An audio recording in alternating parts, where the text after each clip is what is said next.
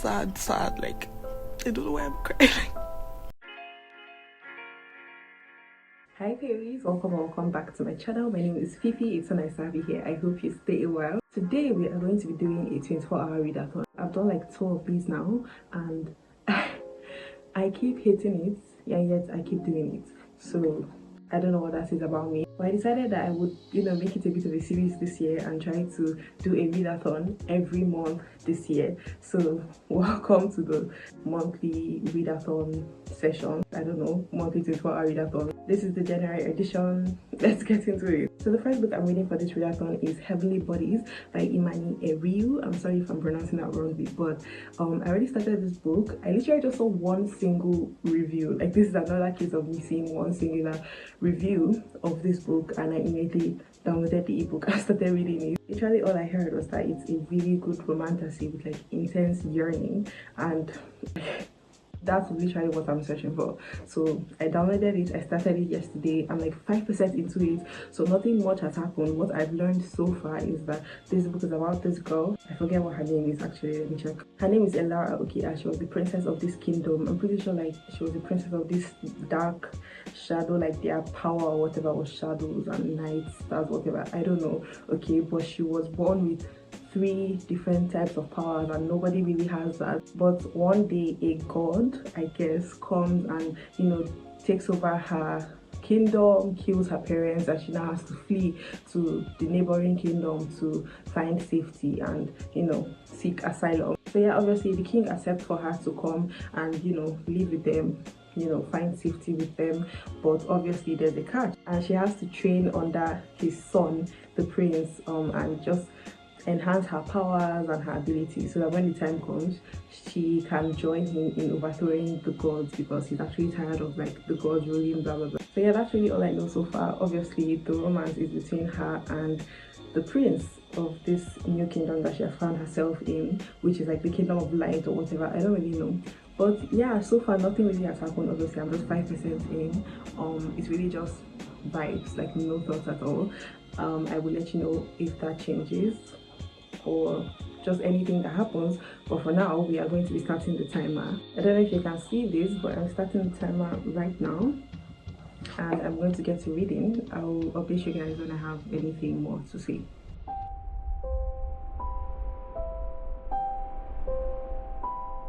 So the writing is actually really good. It's like not the most profound thing ever. It's kind of flowery but not too in your face. It's easy to understand, easy to follow, at least in my opinion. I'm quite enjoying the writing, I will say. So far there's already been a number of grammatical errors and just inaccuracies, like commas, lack of commas. Yeah, usually that upsets me, but I'm going to try hard, like very hard, to not allow it hinder my experience with this book, because I feel like I would really like this book if I just chilled the fuck out, if I just stopped being so freaking strict. Honestly, I'm liking Marissa. I feel like this has the opportunity to be a found family of sorts. She's like a maid, I guess, that has been assigned to her, so she helps her with like taking a bath and getting ready, stuff like that, and they're already like hitting it off. I feel like they could be good friends.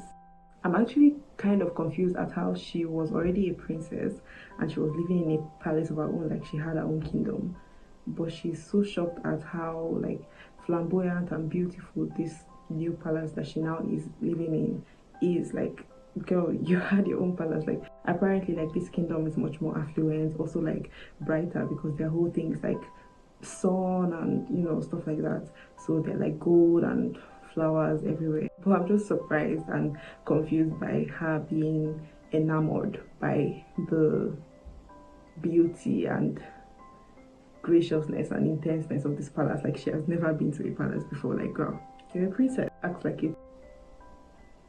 She has a tattoo of a dragon snaking down her back. That's hot. What can I say? Like, what do you want me to tell you? That's hot. I love a like princessy trope where they have to get ready for dinners and put on these beautiful extravagant outfits, and I love especially where it's like outfits that are barely anything, low necklines, high sleeves, stuff like that. And it's like, of course, of course, that's how you have to dress as a princess of this kingdom, or as somebody highly known or of high standard in this kingdom. Honestly, I live for it. Like, I'm here for it.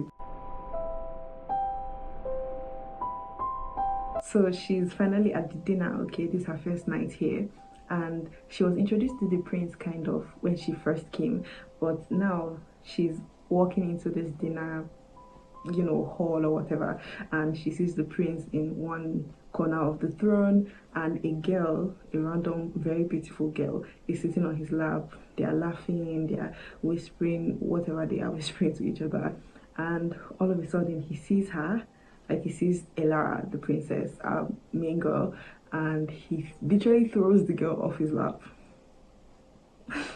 Honestly, exactly. I do hope it's not like a situation of insta love, because like I said, I heard that this book has like really intense yearning, so I hope they don't go straight into liking each other or like flirting, because where's the yearning there?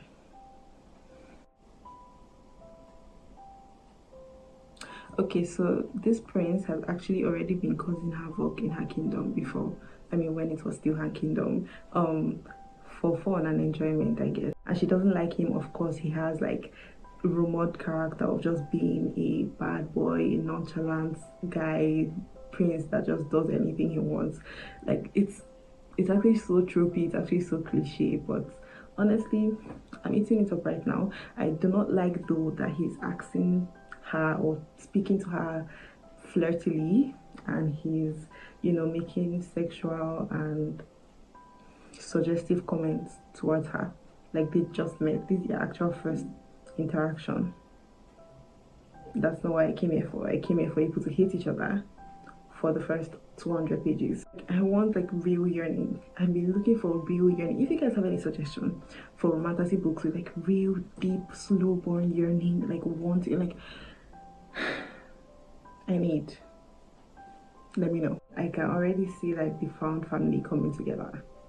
I can already see it. I hope it's, you know, incorporated in like a really good sensible way, because sometimes found family can be annoying and just like tropey and just not necessary, just so that people will say that this book has found family, you know what I mean? So I hope that's not the case here, but I can see what this author is cooking right now.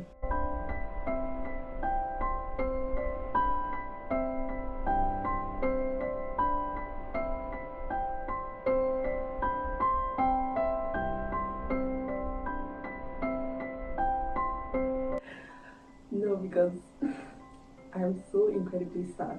Like, I actually have never been more seated in my life. I'm here for this. Hey guys, it's been like almost 10 hours since I filmed my last clip, but I've only read for about 3 hours. The timer is currently at 21 hours and 47 minutes. It's like 3 a.m. right now, and I was trying to edit a video that I needed to post yesterday. I didn't finish it. I still haven't, so I'm still going to be working on that, but I was only able to read for 3 hours, and so far it's going pretty good. I am really liking it. I would say not much is necessarily happening. Like there's some stuff underlying and going on with the whole politics of the book, but I think the romance is currently like the focal point right now, and all other things have taken like the back burner. Is that what you say? Whatever.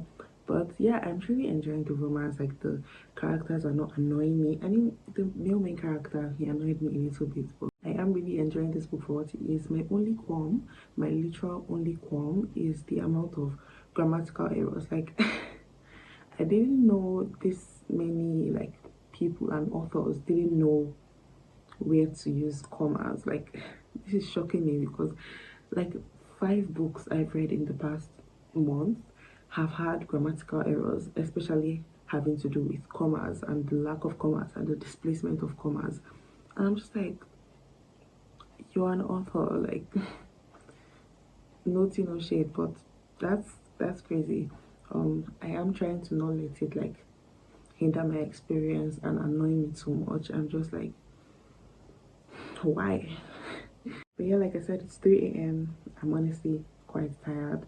I don't know if I'll be sleeping now, but I'm going to try to read as much as I can before I do sleep, because sorry, but I need to sleep at least for a couple of hours. And when I wake up tomorrow, I'm going to continue. And yeah, I'll just let you know how things go.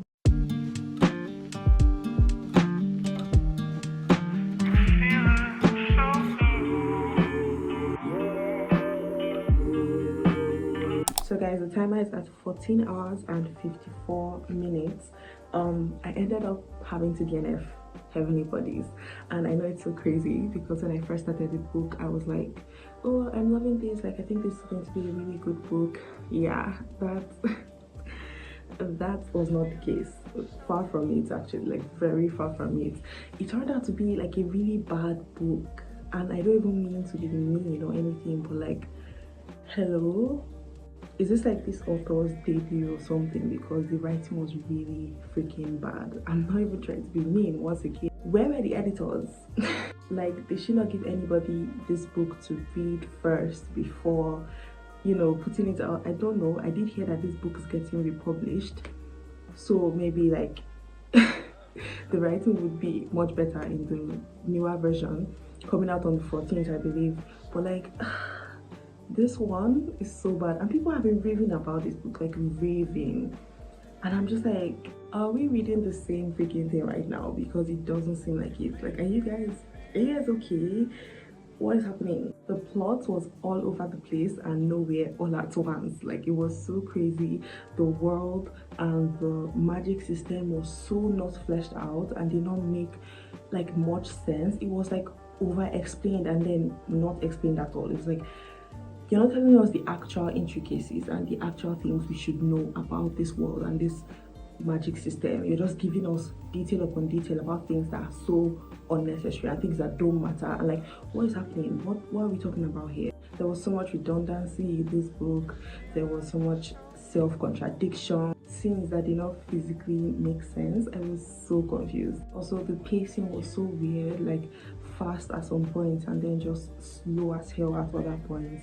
The book in general was just very choppy, and I really don't know what went wrong, because this book had the potential to be so great. Like, the whole premise and the thing with the stars and the heavenly bodies, like, it could have been such an amazing book, but it just wasn't that. Like, it felt so flat. The writing itself was choppy. It was all over the place, repetitive as hell. So many repeated conversations that we've already had and we've already seen. So many repeated sentences. The world was also weird because it seemed like it was set in, you know, the olden days. I don't even know what it's called, but like back then, you know, they're talking about carriages, they're talking about balls and all that. But then, why am I hearing about heating pads?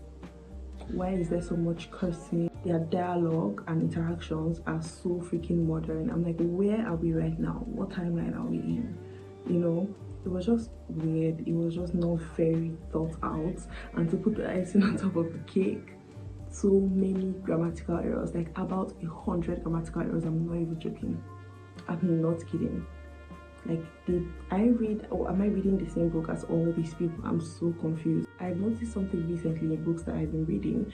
Authors are focusing more on the vocabulary and poetry aspect of writing and just completely forgetting like the grammatical aspect of writing and English language in general. And just like, you have to put those three things together to acquire and to write a good book, because when you put those two things heavily in perspective and then you completely forget about grammar and actually having accurate grammatical, you know, sentences, then it takes away from what you were even trying to do with the poetry and with the vocabulary. And it's just like, okay, so you know these big words, but you can't even put sentences together properly.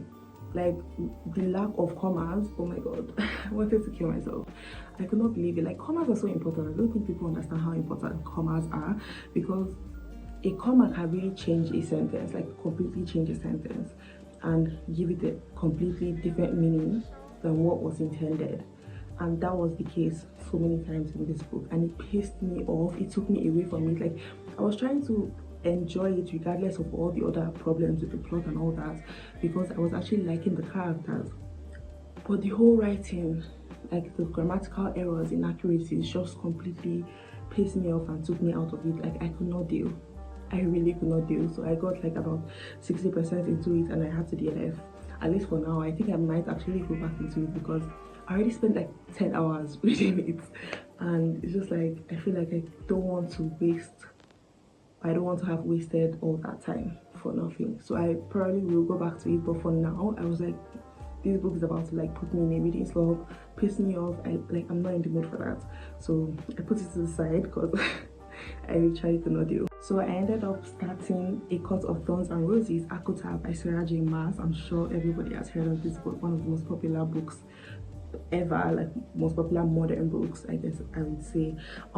I have been listening to like a dramatized audiobook version on Audible, and I'm actually really liking it. The plot so far is quite interesting. It's very steadily paced so far. I'm about 20% into it, and I really am enjoying the audiobook. Like it's so dramatized and so animated. It's bringing it to life in such a way that I really am enjoying right now. I'm sure everybody watching this knows about this book already, but to give a little bit of a synopsis, I would say the book is basically about this girl called Farah, who was living in poverty with her two sisters, Nesta and Eliana, and their father, who is like a deadbeat. He doesn't do anything.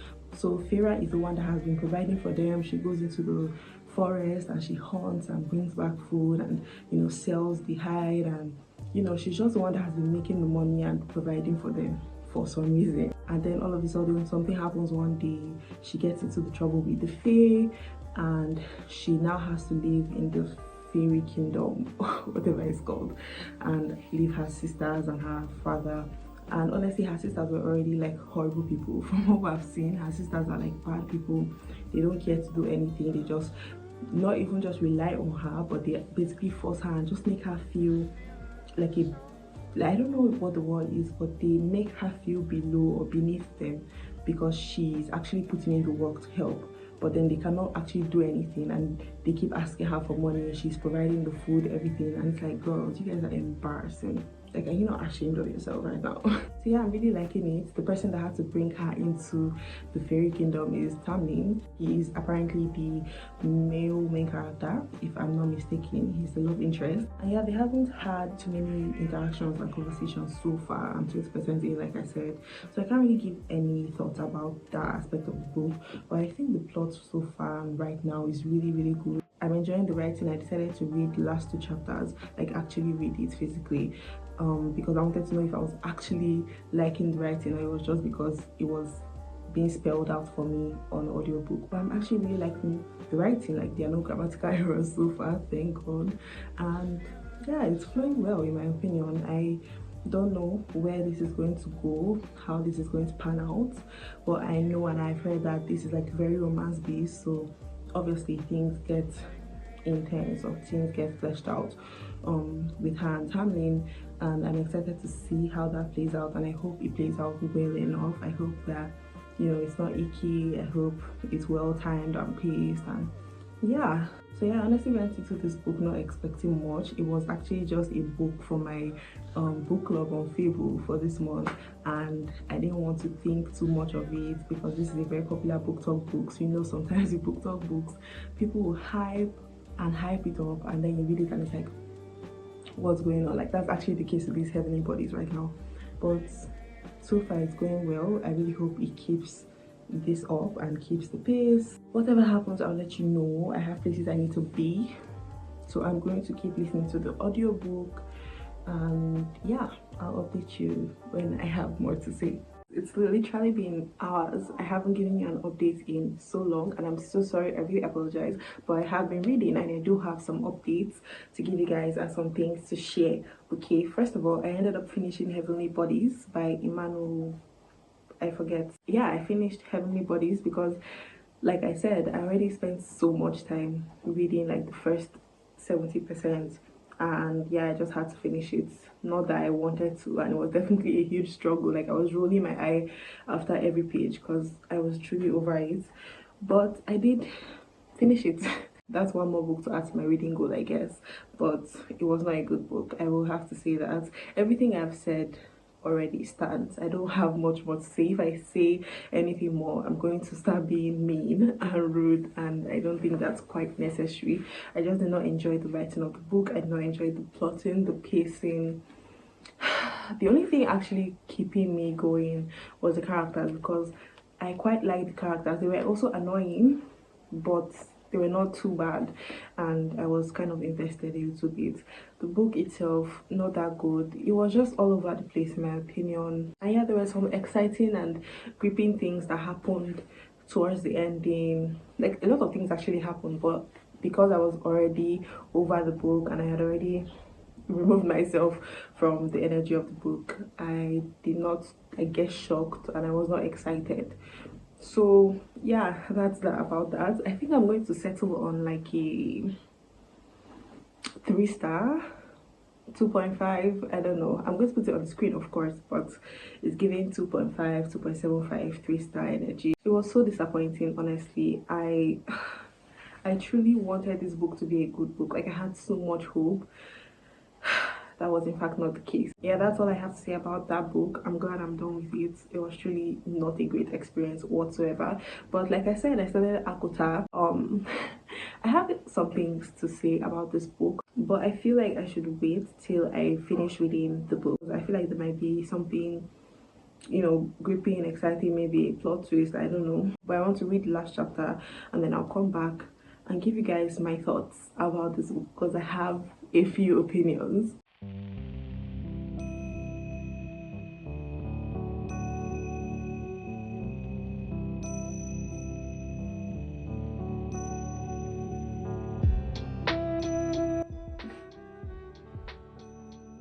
Girl, what?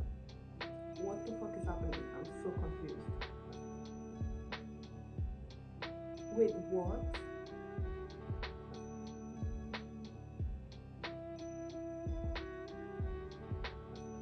That's crazy.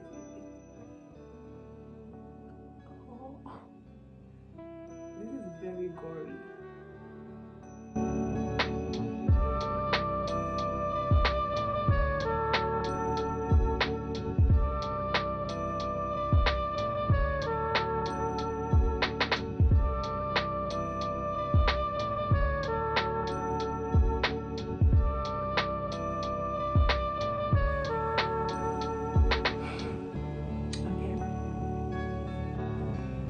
All done. Okay guys, I've officially finished A Court of Thorns and Roses by Sarah J Maas, and that was quite interesting to say the least. I have a few thoughts. First of all, I actually really enjoyed that book, like way more than I thought I would. You know, with very popular booktok books, you don't really know what to expect, because it's often a situation where people are hyping a book up for literally no reason at all, and it's just getting so much traction, and then you actually read it and it's like bad, like an actual bad book. But I didn't think this was a bad book by any means. I thought it was really good. The writing was very, very nice, way better than I expected. It was quite lyrical, honestly, a bit too dramatic at some points. Like, there were some quotes, I guess, and paragraphs where I was like, okay, like, you need to chill out. It's not that deep. You need to calm down. For example, he let out a low growl, and the sound of it sent wildfire blazing through me, cooling and burning in my core. Okay, I let it burn through that hole in my chest, my soul. Let it race through the wave of black that was starting to press around me. Let it consume the phantom blood I could still feel on my hands. I gave myself to that fire, to him. I don't think it's that deep. Another qualm I had was the fact that the word growl was in such excessive use in this book. Like, I normally already hate the word growl in books, because like, I cannot ever see myself being growled at by a man and finding that attractive by any means. So I'm just like, huh? But then I was ready to like let it go, not think too much about it. Like, he's a high fee, of course he's going to growl, you know what I mean? So I was going to like look over it. But the amount of times it was used, like the phrase he growled, the amount of times he let a low growl, he growled, a growl escaped his lips, like over 100 times throughout this book. I'm not joking. And it's just like, That's way too much, like 99 too many times. We get it, he's a wild fairy with, you know, wings and claws and fangs, whatever, and of course he would growl, but like, enough, please. Generally, I quite enjoyed the book. I thought it was really good. The plot was really nice in my opinion. Very action packed, and a lot was happening at all times, so that was fun. It was also really nice listening to the audiobook, mostly because the version I got was like the dramatized version, so you could hear like when he actually growled. Yeah, that cringed me out because somebody in the audiobook actually growled, and you know, there were sound effects, stuff like that, so it made it more immersive, and I can definitely see this book as a movie or show. I have a hard time understanding why Farah went back for Tamlin and she actually agreed to undergo all these perilous trials and things just because of love. Forgive me if I'm speaking out of turn here, but like, that's kind of crazy, because like, when was this unconditional love formed? Was it in this book? Because yeah, I saw that they were, you know, into each other and they were building something, but it did not give I would die for you type love, especially in such a gruesome way. It really did not give that. And so when all these things were happening, I was like, how did we get here? Like, that was such a leap, like a huge leap. I don't think they had that much chemistry, in my opinion, for her to be allowing all these things happen to her because of this man. I did not feel the chemistry, I did not feel the love, and so I was just quite confused, because I could never, especially not for a man. There was literally not much chemistry between her and Tamlin, in my opinion. I actually saw more chemistry between her and Rhysand. And Rhysand, that's my man. I actually need to check which book is his book in the series, because I need to get onto that. Because Rhysand, yes, but Tamlin, he really did not give much, in my opinion. Like, he was just there throughout this book. He felt quite weak and like a pushover of sorts. I get that he was under spells and stuff, but like, damn, eh? I'm a human fighting large mythical creatures and all these things, but you cannot fight off charms and withstand spells for our so-called unwavering love. I don't know about that. So yeah, I feel like he really gave nothing until the very end, where he kind of like exploded and did all that. But yeah, it was a good book in my opinion. I do feel weird like giving it high praise or anything because of the controversy surrounding Sarah J. Maas, but I think it was a good book. I'm not telling you to read it or anything. Personally, I didn't support her because the ebook and the other book I have were all free, so I wasn't giving my money to her or anything. But I do think it was a good book. I think this is the next book I'm going to read, Where the Crawdads Sing. For years, rumors of the marsh girl have haunted Berkeley Cove, a quiet town on the North Carolina coast. So in late 1969, when handsome Chase Andrews is found dead, the locals immediately suspect Kaya Clark, the so-called marsh girl. But Kaya is not what they say. Sensitive and intelligent, she has survived for years, alone in the marsh that she calls home, finding friends in the calls and lessons of the sand. Then the time comes when she yearns to be loved. When two young men from town become intrigued with her wild beauty, Kaya opens herself to a new life until the unthinkable happens. So it's like a historical mystery fiction, and I've heard great things. Pretty sure it's also a movie now. Yeah, I'm excited to get into it. But I actually just got some books delivered, and I thought that we would open it together, because why not? This is Throne by Sarah Cox, and I'm pretty sure it's a literary fiction, chick lit type book. So excited. This is Everything Has Changed by Kendra Scott. I'm pretty sure this is another literary fiction. One car crash, two sisters' lives changed forever. This is 9 Perfect Strangers by Leanne Moriarty. I'm pretty sure this just became a show or something, so it's very popular. I've heard a lot about it, and I've heard that it's really good. It's like a Knives Out type of situation.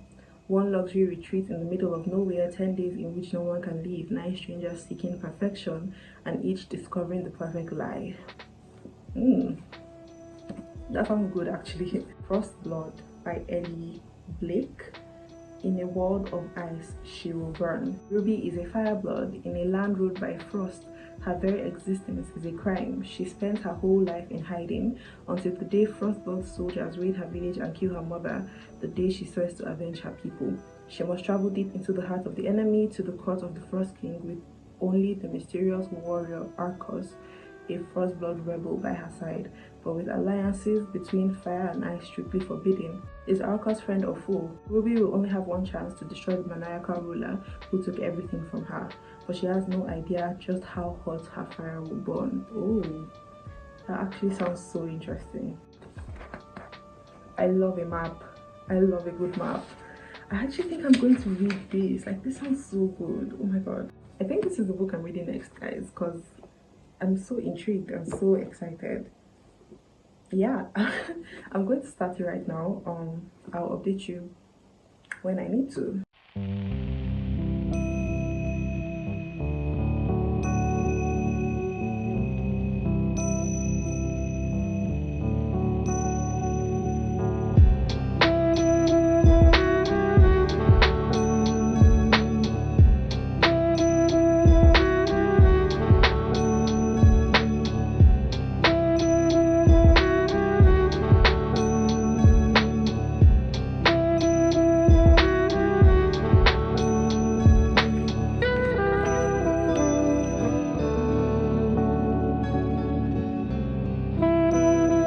So I am currently on page 160 of this book, and tell me why I'm literally obsessed. Like, I'm loving this way more than I expected, because like I said, I got this book without knowing anything about it. Okay, I just really liked the cover. I thought the synopsis was pretty okay and it was affordable, and I just got it for those reasons particularly. So for me to be liking it this much, especially when I'm not even halfway through it, that's like shocking, first of all, but also very, very exciting, because I have been needing a really nice and hard-hitting fantasy. Not hard-hitting in the sense that it's like emotional or anything, but I'm just connecting to it on a different level, like on a way I haven't connected to a romantasy in very long, and I'm so happy about that fact, because I needed that. I think the plotting is so freaking good. I will say we're getting to the point where it's kind of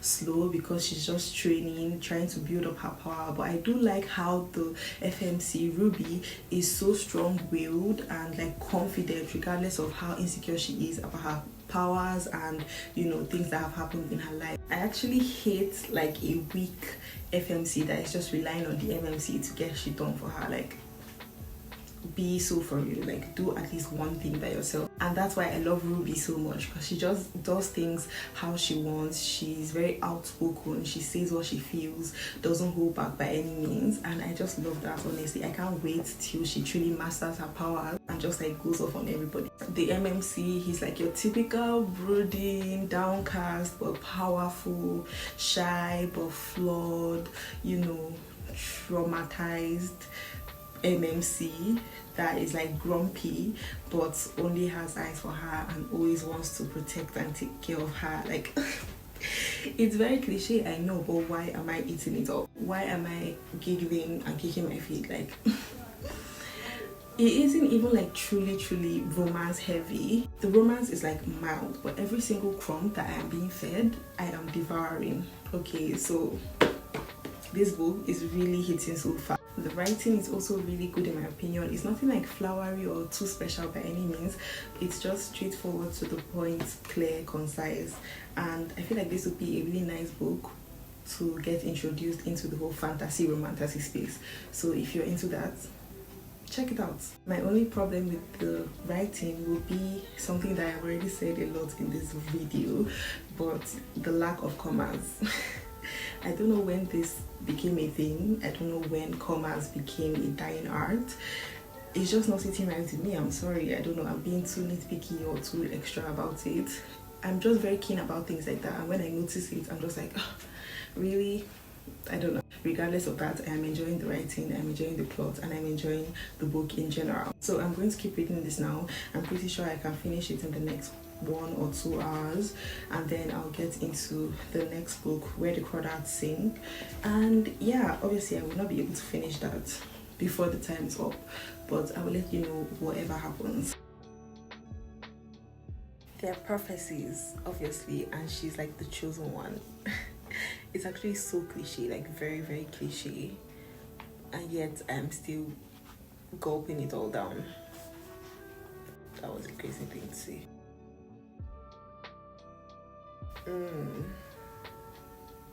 Interesting. Arcos just revealed the basis of his trauma. So now we can move forward. "Let me carry you to the infirmary," he said as he crouched next to me. "I have grown accustomed to holding this particular bundle of crackling firewood."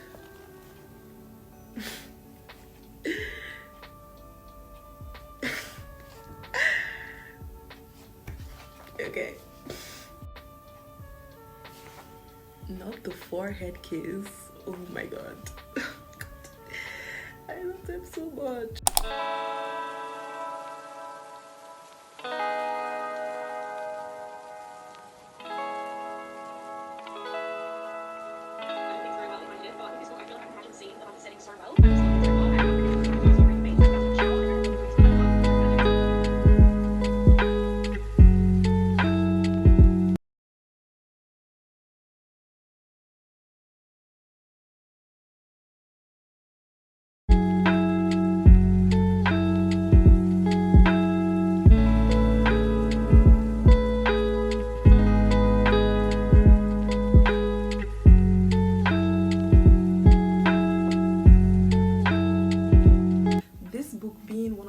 Books I've read in a while is actually so crazy to me, because like I said, I had no idea like what this book was about when I first got it. I just liked the cover and I was like, hell yeah.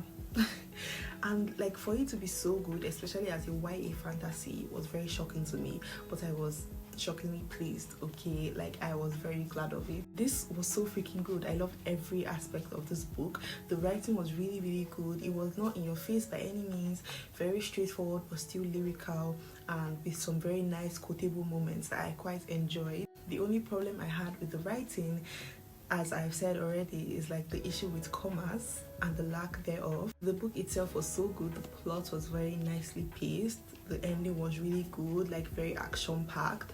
But it did end on like a happy note, so I'm very confused what happens in the next book. And I'm pretty sure there's also a third book, so like what happens? I hope it's not like too outlandish. And I hope it's able to live up to this book, because I thoroughly enjoyed this one. Like I said, I love the plot of this book, but if I were to name a qualm or problem that I had with the plotting, I would say it's romance. You know, I just wanted more romance, which is crazy for me to say, because usually I love a good fantasy with just a subplot of romance. But I thought that the romance in this book deserved to be a little more fleshed out. Around page 150, like things were really building up and I felt like we were really going somewhere with it. But then they got like separated all of a sudden, and for the next 200 pages they were just on their own. And I'm like, girl, that's literally how they stayed until the very end, where they came together and fought together. But I just would have liked more. It's very obvious though that, you know, it will be more fleshed out and more explored in the next books. But yeah, I just would have liked a little bit more in this book.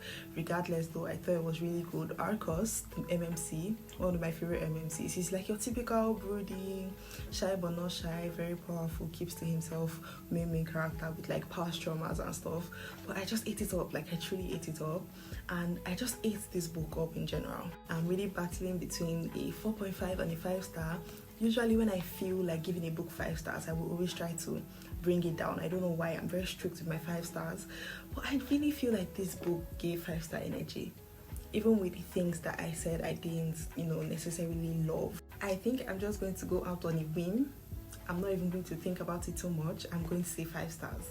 Because it truly felt like a 5-star. Like my reading experience and how I felt while I was reading this book, it really gave 5-star feelings. So yeah, my first 5-star of the year, which is so crazy. Like, it's really the books you never expect. That said, we have about 2 hours left on the timer, and I'm going to read this book. I actually already started it. I'm on page 16, and yeah, it's quite interesting so far. The writing is very interesting. It's very like informational, quite detailed. The way they converse in this book is also like really interesting. It's like this olden cowboy or like hillbilly, no offense, way of talking, like where they go, like what's your do I don't even know how to like explain or talk about it, but it's quite intriguing because I've never really read anything like it before.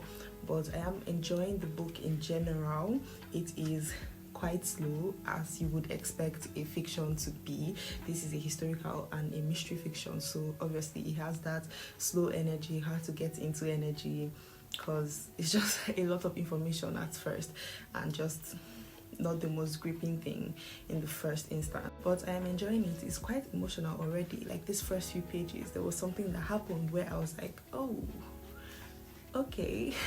So yeah, I can tell that this is going to be a book that will pull on my heartstrings and probably even make me cry. And honestly, I'm here for it. I need to cry. I haven't cried because of a book in a while, and I am so ready for that. So yeah, obviously I'm not going to be able to finish this in the next 2 hours because, like I said, it's already quite slow, and the font is a little bit smaller than I would have liked. Like, this book, the font is relatively like big, and so it was very easy for me to fly through it alongside the plot. But you know, this font is a little bit small, and I don't know.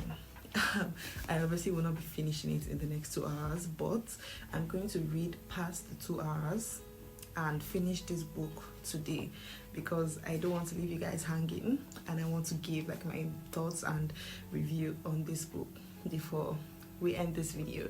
So yeah, I'm going to get into it. I will let you guys know whatever happens.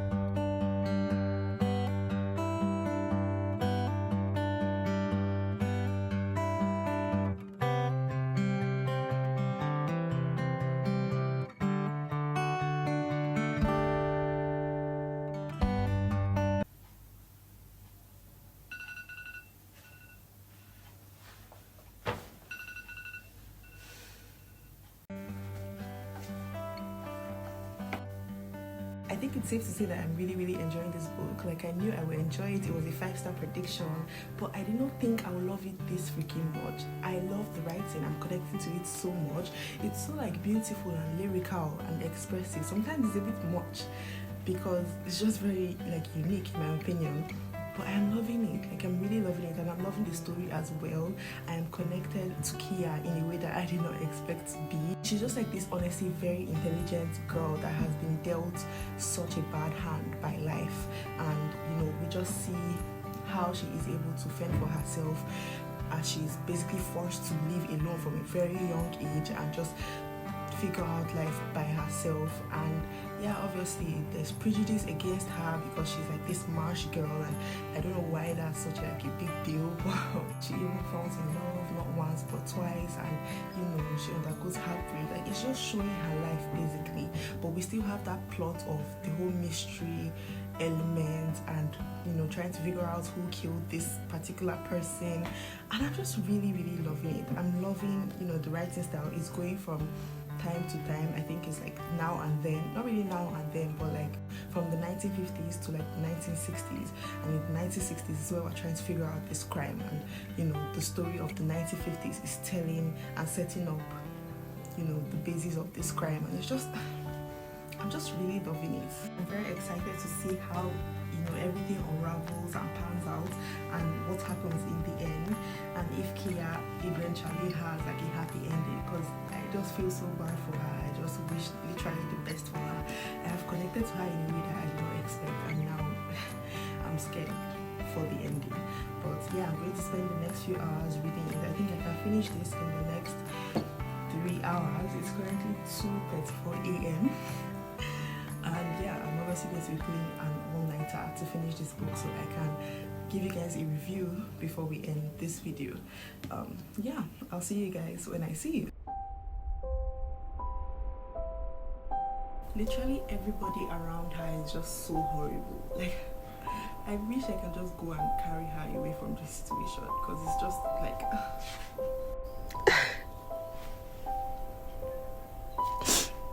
oh my god, 5 stars. It's not even like oh my god, it's not even like sad, like I don't know why I'm crying.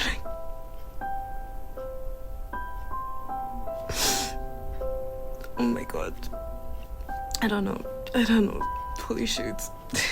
So I just in fact finished this book. I took a little bit of time to stop freaking crying, and like I said, 5 stars. I just loved every single thing about this book. The writing, the storytelling, the plot of it all, the ending. Like, the ending was not even sad per se, it was kind of happy, but then it was like with a sad undertone. I don't even want to revisit it, but I just loved this book so freaking much. Like, it was truly as good as I expected, and it's just so crazy, you know, the things that she had to undergo. But then the ending, like, to be honest, she's so real for the ending. Like, she's so freaking real, and I'm not going to say anything else. I love her. I truly love her. Like, I wish I was her. And like, I love the biology aspect of this book, of her knowing literally every single thing about this marsh and the animals and the insects and the plants. Like, she's just so intellectual. If she had the opportunities that a lot of people had or have, like, you know, being able to go to school and stuff, oh my god, like, she will literally take over the world. And I'm just so proud of her in the end. But that brings us to the end of this video. It's literally like 6 a.m. right now, and I'm truly just over it. I thank you so much for watching this video to the end. I really appreciate it. Thank you for watching the first ever monthly readathon. And yeah, I'll see you guys next month for the February 24-hour readathon. This has been fun, but not fun. Don't forget to like, comment, subscribe, and also follow me on Instagram if you want to be book besties or just besties in general. Let me know in the comments down below if you've read any of these books, your thoughts about them, if you share the same thoughts and opinion as me. And yeah, I love reading and replying comments, so just talk to me in the comments. Okay, I will see you guys in the next video. Thank you once again. Bye.